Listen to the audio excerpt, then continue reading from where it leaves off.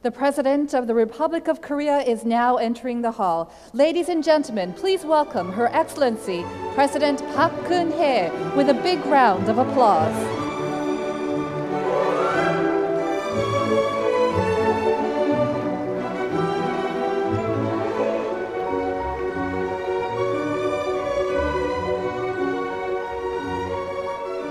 Please be seated.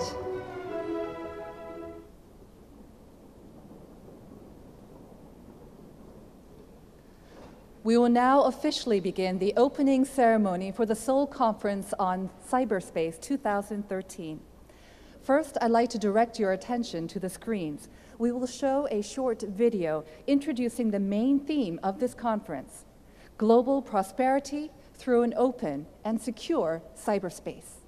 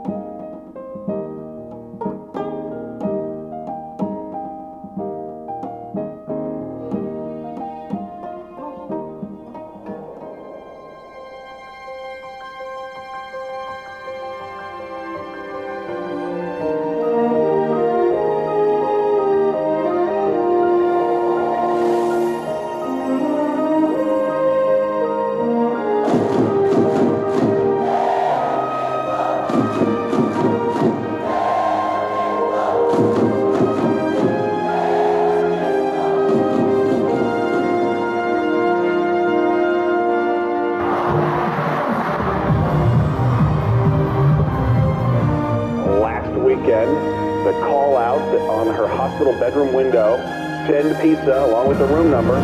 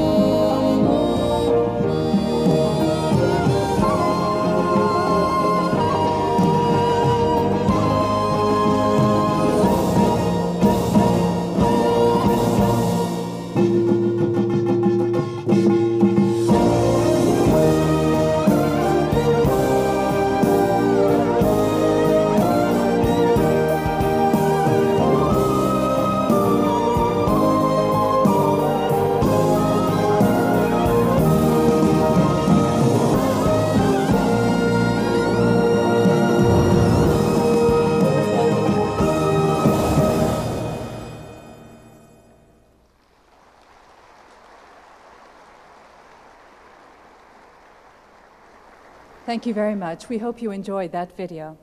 And now, His Excellency Mr. Yoon Byung-se, Minister of Foreign Affairs of the Republic of Korea, will deliver the opening address. Please welcome His Excellency with a warm round of applause.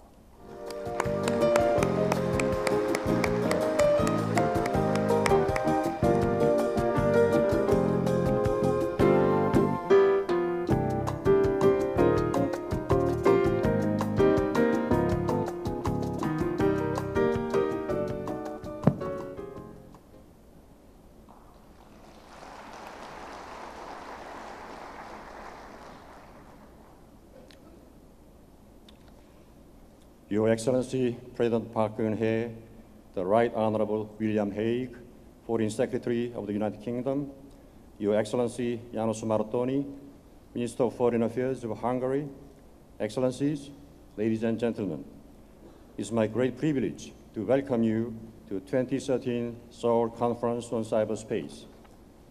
I'm particularly honored and pleased to let you know that President Park has graced us with her presence today to personally welcome nearly 90 delegations from around the world. Her presence is a testimony to the strong commitment that the government and people of Korea have to the success of this conference, as well as a demonstration of the wholehearted welcome extended to each and every one of you. Ladies and gentlemen, the birth of cyberspace, resulting from the exponential growth of information and communications technology, has presented mankind with an unprecedented bundle of opportunities. The revolutionary transformation of the means and the quality of the communications is making the entire global community much more transparent, while creating a wide range of social and cultural benefits. At the same time, it is enhancing business efficiency while creating new growth opportunities by converging a variety of ideas and information. Simply put, cyberspace is a realm of endless possibilities, filled with previously untapped potentials. It is an unexplored new world where unlimited imagination can create infinite opportunities. On the other hand, cyberspace has presented us with a unique set of challenges that we have never experienced before. Many problems associated with cybercrime, cyber terror, and cybersecurity, to name a few. These problems have come to the fore because the nature of the technology that shepherded us to this new world is based on openness, rooted in anonymity, and transport tendency. In other words, cyberspace that has grown out of openness is, by definition, exposed to vulnerability. It can potentially enable any malicious users to have their hands on weapons of mass disruption, which can be as fatal as weapons of mass destruction.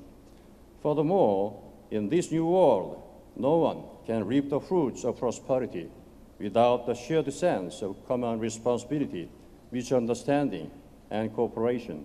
It is for this reason that the international community needs to work together to narrow the digital divide.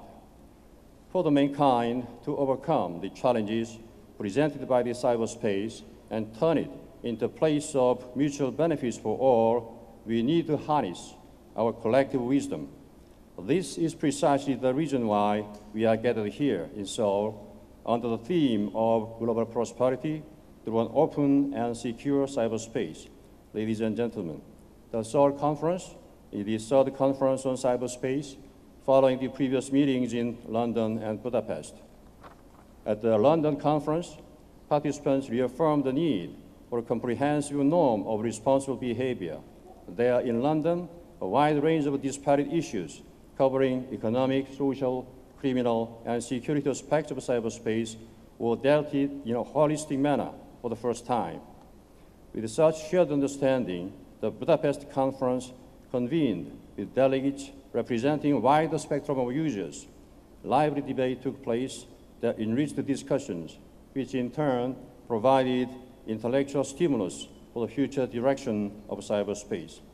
At this year's Seoul Conference, I hope that we can provide a new direction and momentum for future progress on the norms of responsible behavior in cyberspace. The fact that over 40 ministers and vice ministers responsible for foreign affairs, ICT, defense, and national security are in attendance is a sign that comprehensive and multidimensional discussions will take place over the next 2 days. Furthermore, the issue of capacity building is newly incorporated into the agenda of the Seoul conference, which represents the needs and interests of many delegates representing developing nations. As we embark on this long journey to find a balanced common understanding of cyberspace and to seek a common prosperity of mankind, I am confident that the Seoul conference will serve as a meaningful turning point. Ladies and gentlemen, where there is a new space, there needs to be a new order. For our cyberspace, the order we need is the order that can enhance well-being and happiness for all users. By casting aside our differences and giving heed to the spirit of unity and trust, we can seek a solution that will benefit us all. As the host of the third conference on cyberspace, Korea will actively contribute to creating an open and secure cyberspace by serving as a bridge between developed and developing countries. Through such efforts, we hope to pave the way to promote the peace and prosperity of the entire global village. Finally, I hope the Seoul conference will be an opportunity for us to renew our commitments to reshape the future of cyberspace and to reaffirm our partnership for well-being of the mankind. As we take the road previously untaken toward a better tomorrow, the generations to come will see it as being present at creation. Thank you very much.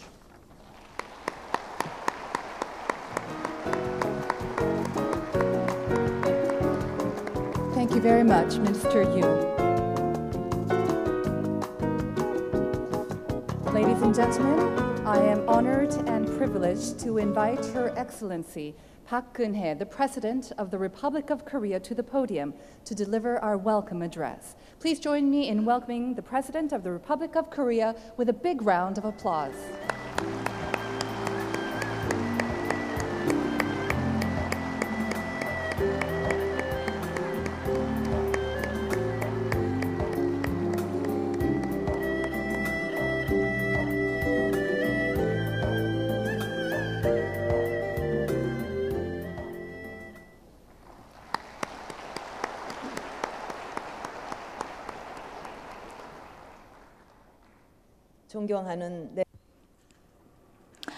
Distinguished guests, ladies and gentlemen, I would like to sincerely welcome you all to the 2013 Cyberspace Conference hosted here in Seoul. The world currently, thanks to the development of the internet and social media, we see that the realms of cyberspace is continuing to grow every day. At this point in time, I believe that it is very timely and meaningful that we are gathered here to discuss the future path of development for cyberspace. Through this conference, I hope that you will be able to share experiences and vision so that this conference may contribute to truly establishing a global prosperity through an open and secure cyberspace. Ladies and gentlemen, distinguished guests, until now, cyberspace has gone through remarkable developments, and such developments have been compared to the Industrial Revolution, bringing about great changes for the lives of humankind. The development of the internet has provided for a fertile ground for innovation in all areas, and it has been the leading force behind the growth of global economy and the development of global culture. With just one connection, we are able to be connected on a real-time basis to the other end of the world, and this has brought about a true revolution of communication. At the same time, cyber democracy on the internet has brought about new waves of reform in various countries around the world. Such infinite potential is provided by cyberspace, but at the same time, it has also brought about serious challenges and issues for us to resolve. In this context where the influence of cyberspace is continuing to grow every day, we still see that over 4 billion people around the world are still suffering and being left behind due to digital divide. And this is an important task that we can no longer ignore. The international community must be able to prepare actual support policies to eliminate digital divide.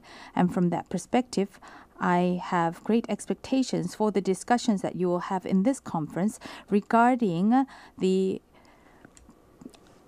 capacity building for ICT for developing nations.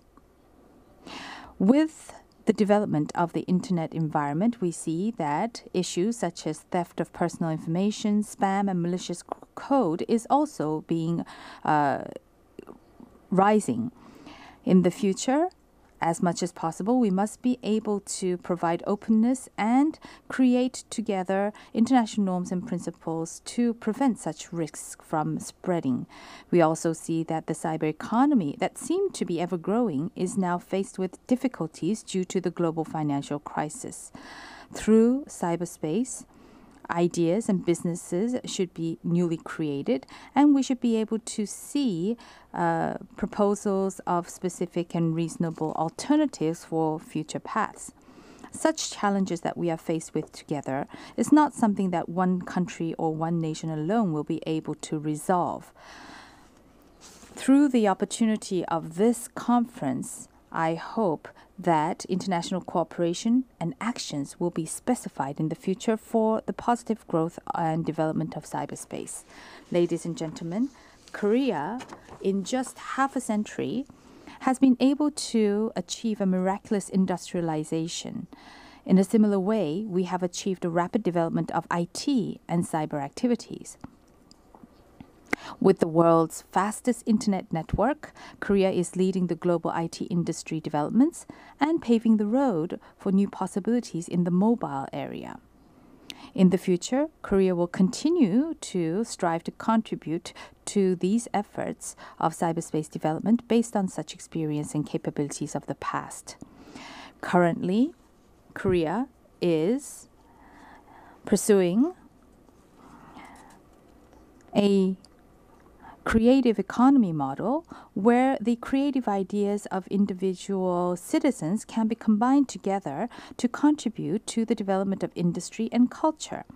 Each and every individual in the Republic of Korea can be linked with an expert, and through mentoring from that expert, these ideas may be developed further into business ideas. And this is why we have created and operated the Creative Economy Town. I believe that IT technology, creative ideas, and creative economy based on the usage of cyberspace will contribute to job creation and the creation of new businesses. And that this will be a new alternative that will breathe new life to not only the Korean economy, but the global economy. At the same time, based on the values of openness and sharing, the government data has been opened up to be shared with the citizens in order to create Government 3.0. We also plan to expand the sharing of our IT infrastructure development experience with developing nations in order to reduce the digital divide. Already, we are supporting the e-government strategies of several developing nations, but in the future, we will continue to expand such cooperative efforts so that we can contribute to establishing an open and secure cyberspace in the future. Distinguished guests, delegates, ladies and gentlemen, cyberspace is surpassing the limits of physical space. This is indeed a new opportunity and challenge for mankind. In order to use our wisdom to overcome such challenges, and in order to realize the full potential of cyberspace, we have to be connected not only on the internet, but in our hearts as well. We must work together to achieve these goals together. I sincerely hope that the Seoul Conference will be a forum of our joint efforts to achieve a more open and secure cyberspace in the future. Thank you.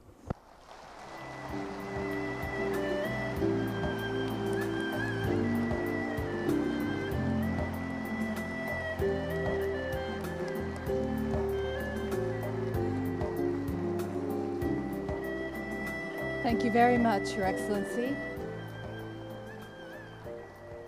We'd also like to thank Her Excellency for joining us with her presence here despite a very busy schedule. And now we will watch a video message from UN Secretary General Ban Ki-moon congratulating the opening of the Seoul Conference. Your Excellency, President Park Geun-hye of the Republic of Korea, Minister for Foreign Affairs of the Republic of Korea, and distinguished ministers, Dr. Hamadun Toure, Secretary General of the International Telecommunication Union, ladies and gentlemen, I thank the Republic of Korea for hosting the Seoul Conference on Cyberspace. This is a fitting site given the country's leadership in information technology and its work to address emerging security issues as showcased by last year's Nuclear Security Summit.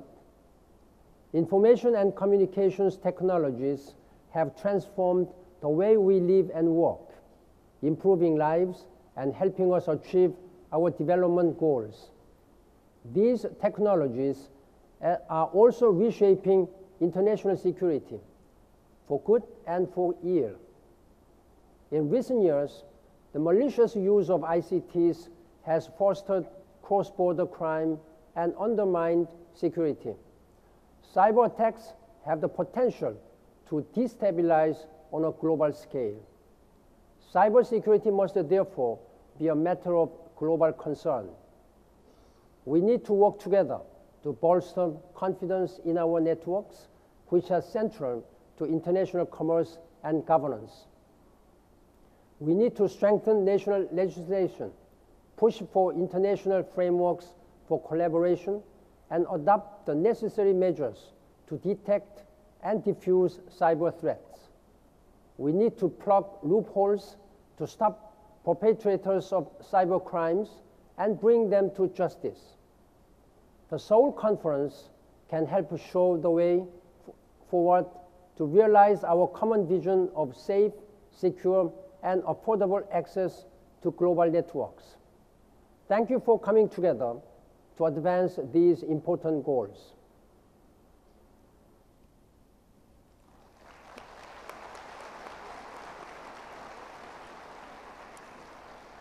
Thank you, Secretary General Pan. Next, I have the honor to call upon His Excellency William Jefferson Hague, Secretary of State of the Foreign and Commonwealth Office of the United Kingdom. Ladies and gentlemen, please welcome His Excellency Mr. Hague with a warm round of applause.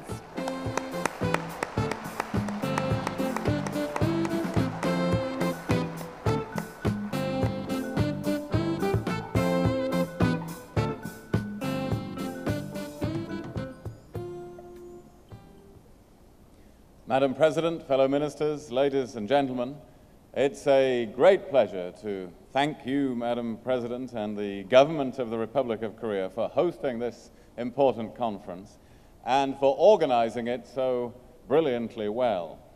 We are 2 years into a process that began in London in 2011 to address one of the greatest challenges facing our generation, building a new international consensus on the future of cyberspace.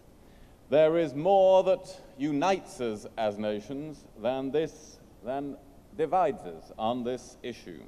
We all want to benefit from secure and reliable access to the internet as a driver of growth, development, good governance, and innovation in our societies, and to protect our citizens from crime and terrorism online.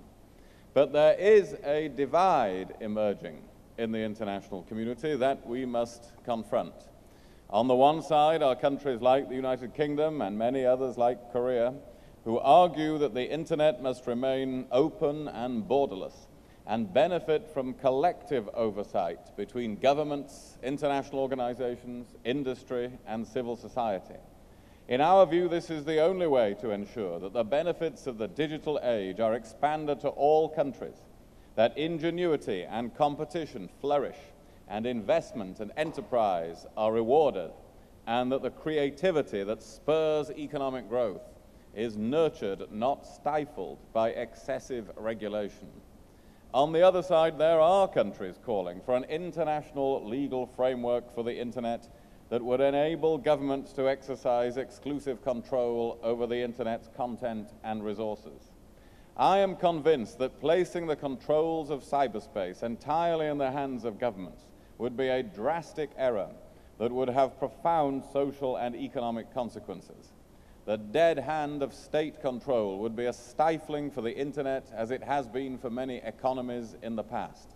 It would erect barriers that impede the free flow of ideas and would lead to a ghettoized or two-tier cyberspace that hinders free trade and holds back economic growth and development. This world of closed, fragmented internets would certainly be less free and democratic, but it would also be less creative, less innovative, less progressive, and ultimately less prosperous than a world with a single and open internet. The internet is the heartbeat of the global economy, linking businesses that are based thousands of miles apart and constantly creating new markets, industries, and technologies. Over the last 5 years, it has accounted for 1/5 of GDP growth in advanced economies, with vast potential for future growth in those countries where many people are now coming online for the first time. It provides an environment where ideas flourish and barriers to market entry are removed, enabling innovators and entrepreneurs in every corner of the globe to turn their bright ideas into financial gain.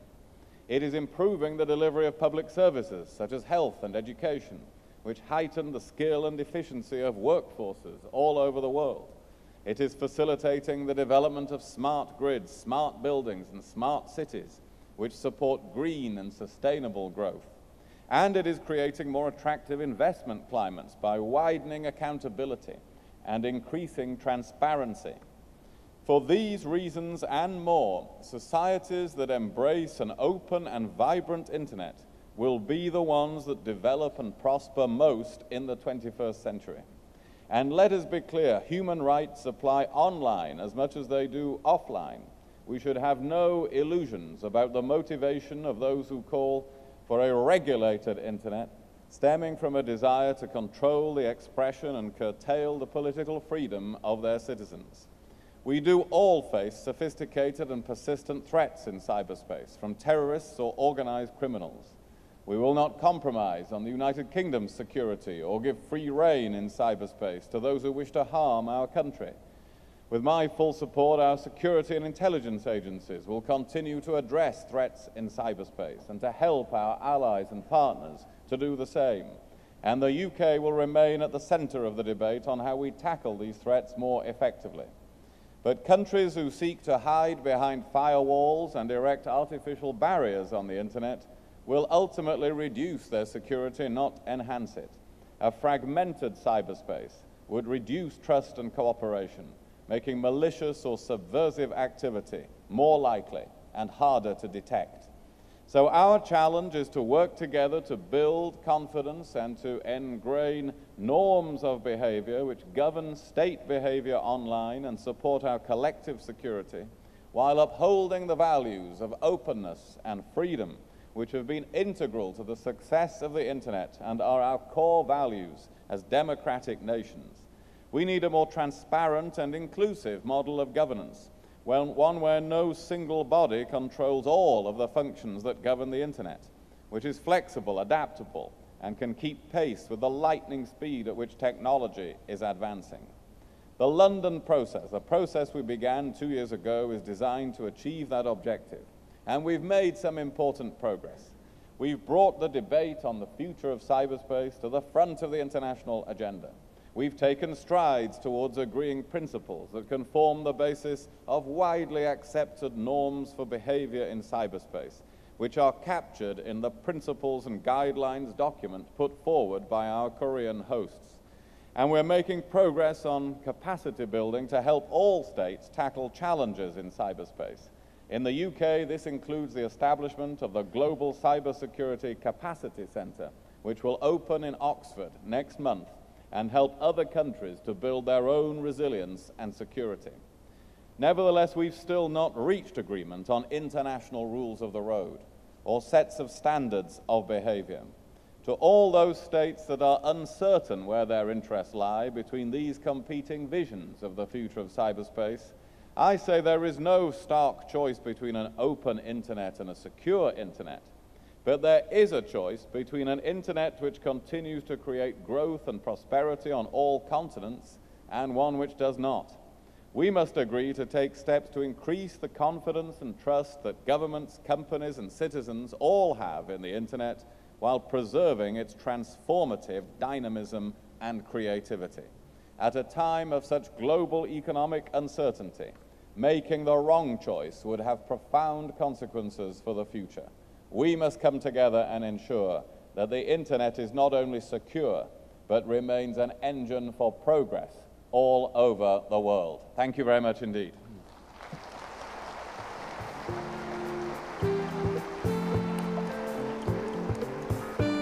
Thank you very much, Minister Haig. Next, I have the honor of calling upon His Excellency János Martonyi, Minister of Foreign Affairs of Hungary. Ladies and gentlemen, would you please welcome His Excellency Mr. Martonyi with a round of applause.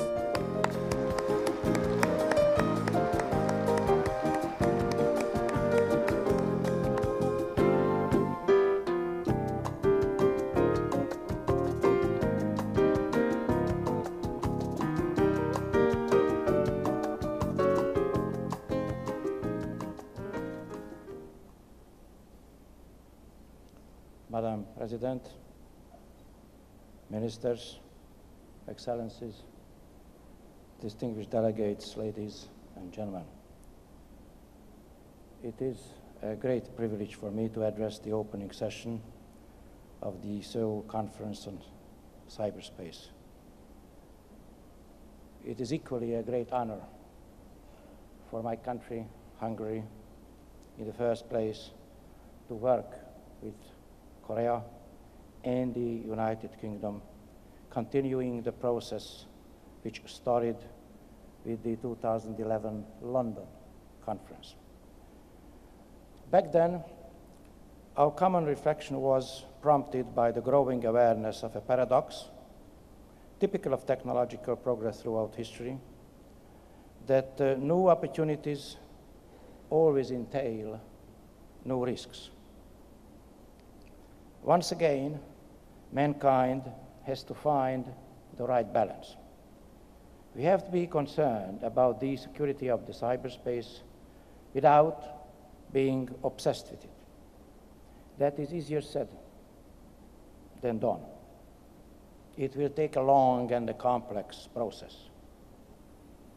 But the bottom line is that we have first to demonstrate that freedom and security are not mutually opposing, but quite to the contrary, mutually reinforcing objectives in cyberspace, just as in the physical space. And second, to convince the governments and other stakeholders that they can be best reached in an inclusive international cooperation. Now, the London conference enabled us to make an initial inventory of concepts and ideas with a view to establishing a minimum common ground for the like-minded countries and taking the first steps. Budapest then, in turn, helped solidify this platform for further steps needed for broadening the appeal for our cause and reaching out to new partners. I'm very much pleased to see that our Korean friends are not lowering the level of ambition. In fact, what our Korean partners have proposed is no less than to take our narrative global, to engage in a stock-taking exercise about the various findings and agreements at diverse international fora and establish a series of regional and/or thematic workshops linking one conference to the next. Looking around in this grand hall, judging from the conference program, and especially the document, the Seoul Principles and Guidelines for an Open and Secure Cyberspace, I can say that the chances of success are high.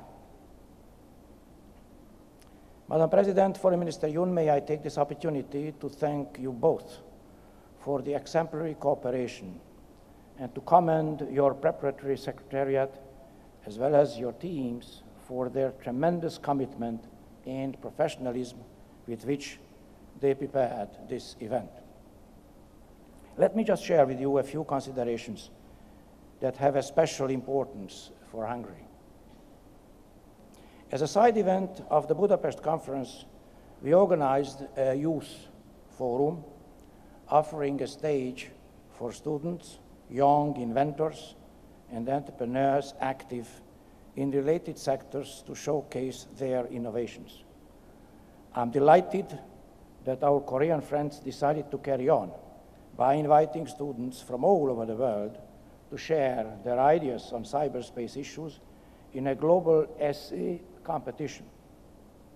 Children and youth are a special stakeholder group in its own right, not only because of their attraction to everything new, but also because of their being the special targets of cybercrime. In Budapest, my distinguished colleague and friend, Foreign Secretary Haig, warned that cyberspace is the emerging new theater of conflicts and that there is already an exponential rise in cyber criminality. I agree. To tackle cybercrime is one of the most pressing issues of our time, requiring concerted national, regional, and international effort.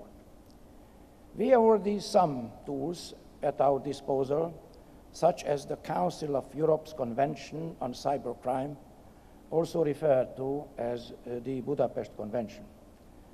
But we are only at the beginning.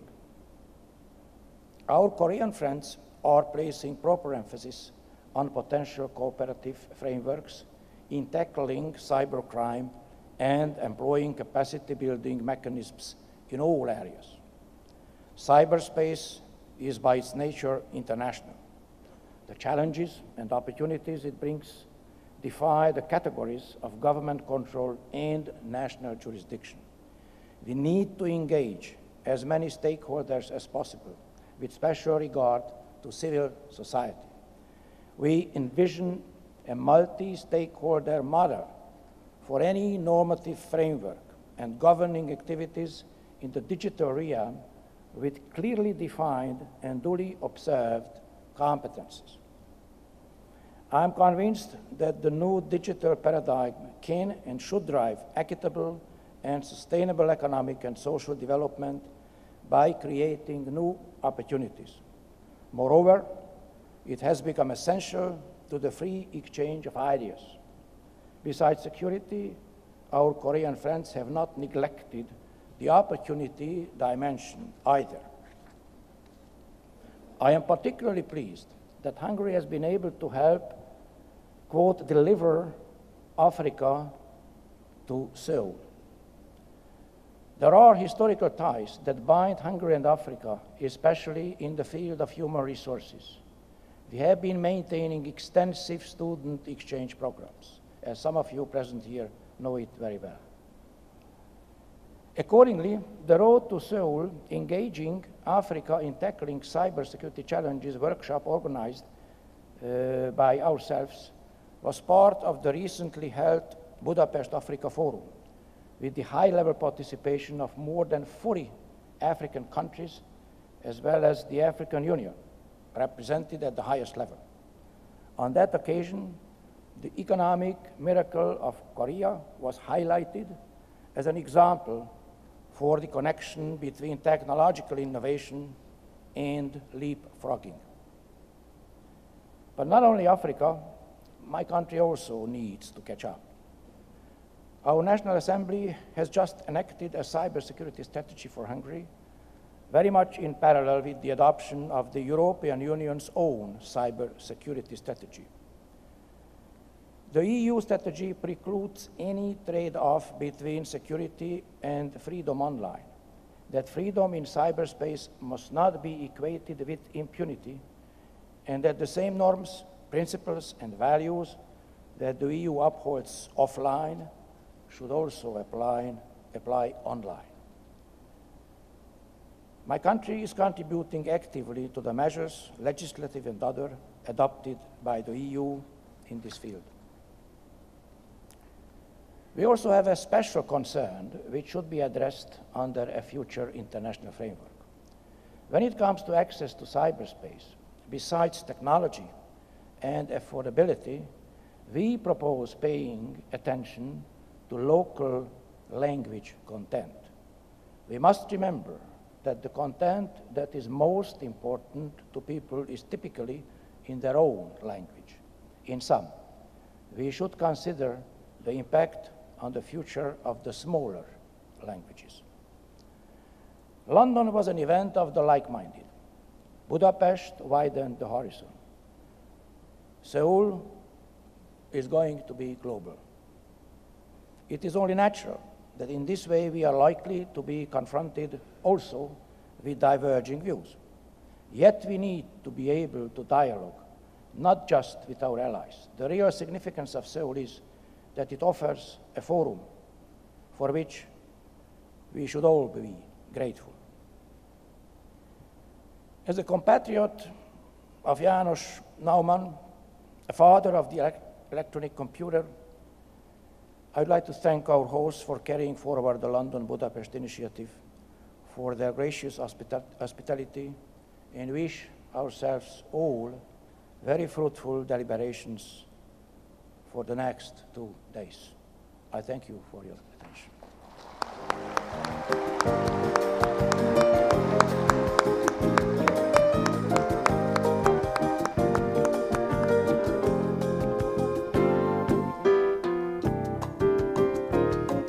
Thank you very much, Minister Martoni, for your words.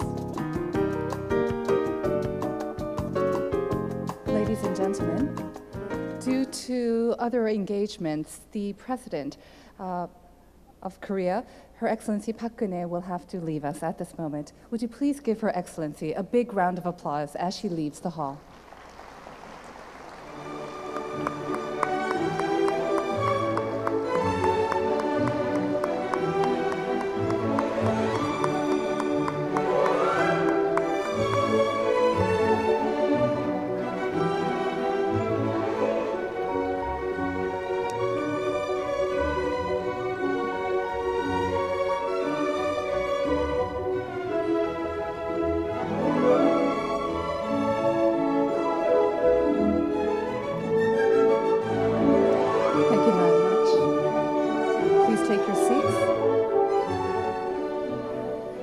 This concludes the opening ceremony of the Seoul Conference on Cyberspace 2013.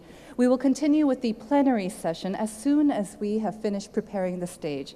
So may we ask you to please remain in your seats for just a few minutes. Thank you very much.